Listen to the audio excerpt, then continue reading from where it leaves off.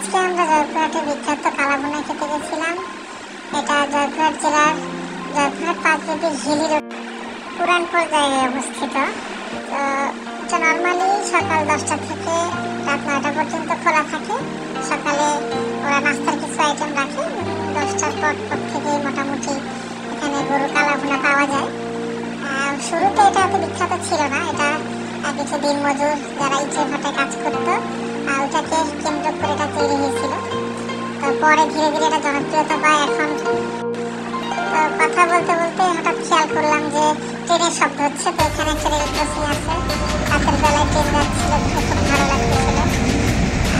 শব্দ হওয়ার কারণে ট্রেনের শব্দগুলো খুব বেশি রোমাঞ্চকর মনে হচ্ছিল। তো এটাকে উপভোগ করলাম।